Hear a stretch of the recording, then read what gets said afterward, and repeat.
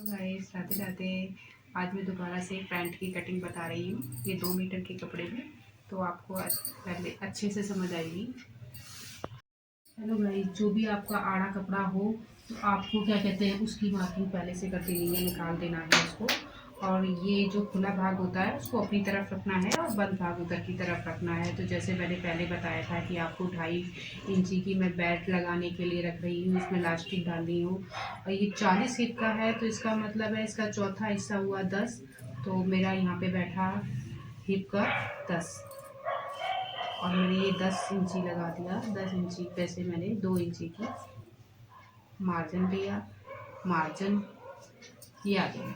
मैं स्केल की सहायता से आपको पूरे स्ट्रेट लकीर खींच के दिखा रही हूँ। और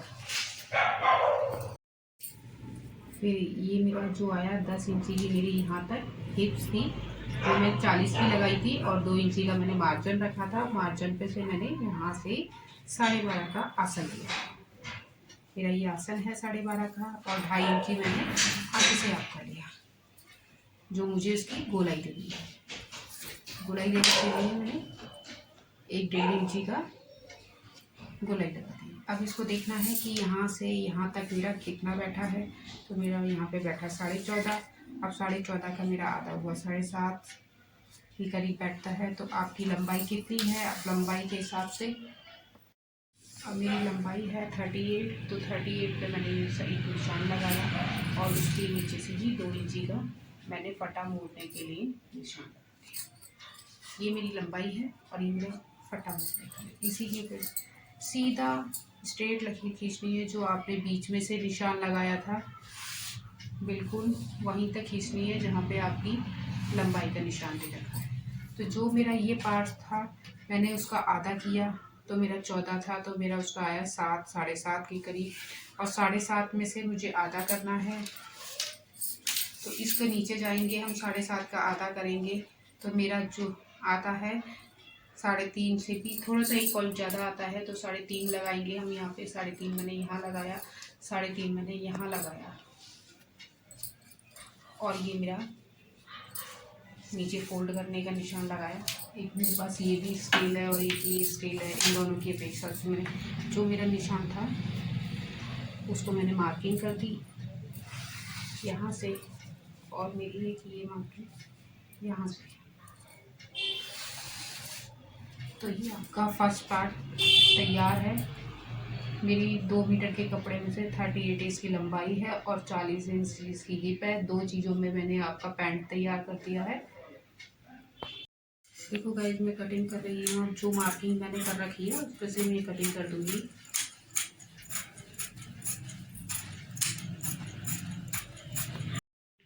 हेलो, देखो मैंने फ्रंट पार्ट बैक पार्ट के ऊपर रखा है, और उसी पे से मैं निशान लगा रही हूँ। 2.5 इंची मेरे आगे करा है इसको मैंने, और 2.5 इंची का इधर निशान लगाया मैंने। एक आपको इस वजह से लगा रही हूँ कि इसकी आपकी स्ट्रेट लकीर बिल्कुल अच्छे से आ जाए, और आपको बिल्कुल अच्छे से समझ आ जाए।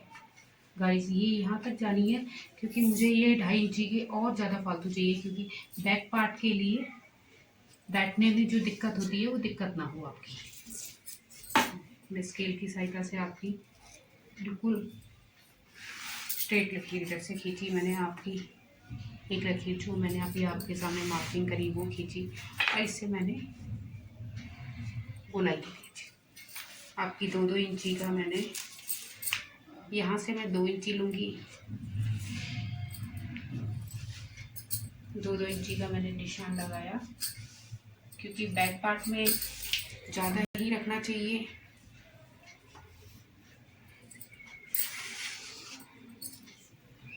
जहाँ तक आपका ये फर्स्ट पार्ट की नीचे लास्ट में जो दे रखी थी आपको मैंने, वो निशान बिल्कुल क्लियर कर दिया फटा मोड़ने के लिए भी। और इस तरफ से कटिंग नहीं करनी है, क्योंकि इस तरफ से बिल्कुल ऐसे ही रहेगा जैसे आपका रहेगा। 2 इंची का सिर्फ यहाँ से फालतू जाएगा जो कटिंग के लिए, इस तरफ से बिल्कुल ऐसे ही रहेगा। मैं देखो कटिंग करने जा रही हूँ। जो मैंने मार्किंग कर रखी है सिर्फ उस पर लकीर कटिंग कर रही हूँ। आपको बहुत अच्छे से समझ आया होगा। अगर ना समझ आए तो आप मुझे और कमेंट कर सकते हैं कि मैं दोबारा इसमें आपको अच्छे से समझा सकूँ। उसमें और अच्छे से इसमें कर सकूं। तो सेम उसी निशान पे मैंने करा है। अब मैंने पहले सिल के दिखाया होगा, इसकी भी मैं सिलाई करके आपको वीडियो दोबारा डालूंगी। हेलो गाइस, मैं आपको जेब लगाना बताती हूँ। सबसे पहले मैंने क्या कहते हैं उसके ऊपर कपड़ा रखा। कपड़ा रखने के बाद क्या कहते हैं मैंने 5 इंची का निशान लगाया, दोनों तरफ से टिक लगा के ऊपर 2.5 इंची का मैंने छोड़ दिया था मार्जिन, और मैंने फिर सीधी स्ट्रेट लकीर खींच करके 5 इंची का बीच में एक गैप बना लिया। और मैंने जो गैप बनाया उसके ऊपर मैंने मार्किंग करी थी, जो मैंने उसके ऊपर सिलाई लगा करके आपको दिखाई है, जैसे मैं दिखा रही हूँ। और उसी तरह से मैंने सिलाई कंप्लीट कर ली। कंप्लीट करने के बाद मैंने कट करा। कट करके जो मैंने सिलाई लगाई थी उसमें मैंने एक आरो बनाया बीच में से, और वो दोनों तरफ से कट कर दिया। कट करने के बाद मैंने सीधा करा कपड़ा, और जो मैंने कट लगाया था उसको बिल्कुल सीधा करके, और मैंने मशीन की सहायता से चारों तरफ से सिलाई लगा दी। सिलाई लगाने के बाद मैं आपको दिखा रही हूँ, जैसे मैं सिलाई लगा रही हूँ सेम इसी तरह से सिलाई लगाइएगा, तो आपकी जेब अच्छे से तैयार हो जाएगी। देखिए बिल्कुल अच्छे फिनिशिंग के साथ जेब लगाइएगा। तो ये मेरी जेब का बन गया है, और नीचे से मैंने जो कपड़ा था उसमें सिलाई लगा दी, जो मेरी पॉकेट है, और उसको मैं सीधा कर दूँगी। अभी सीधा करा मैंने, ये मैंने सीधा कर दिया आपके लिए। अब देखो बिल्कुल जो बिगनर होते हैं उनको जेब लगाने में दिक्कत होती है, तो उसके लिए मैंने पहले से ही सिलाई लगा दी, क्योंकि हम लोग तो सीधा एकदम से लगा देते हैं, मगर मैंने सिलाई लगा के यहाँ इसलिए दिखाई है कि कपड़ा टिका रहे। आपका कपड़ा टिका रहेगा, हिलेगा नहीं। तो मैं इसके ऊपर दूसरा पैंट रखूँगी, जो बैक पैंट है वो रखूँगी इसके ऊपर, तो हिलेगा नहीं और सिलाई लगाने में आसानी हो जाएगी। देखिए जी, सिलाई लग चुकी है, अब लगाने जा रही हूँ मैं। ये मैंने नीचे से देखा, और अच्छे से फिंगर की अपेक्षा पता चलता रहेगा कि आपको कि जेब कहाँ पे है। जेब के ऊपर सिलाई नहीं लगानी। तो गाइस, जो जेब की कटिंग करी थी वो कंप्लीट हो चुकी है। तो आपको अच्छी लगे तो कमेंट करके, अगर कुछ गलती हुई हो तो आप पूछ सकते हैं मुझे कमेंट में, और इसको लाइक कर दीजिएगा।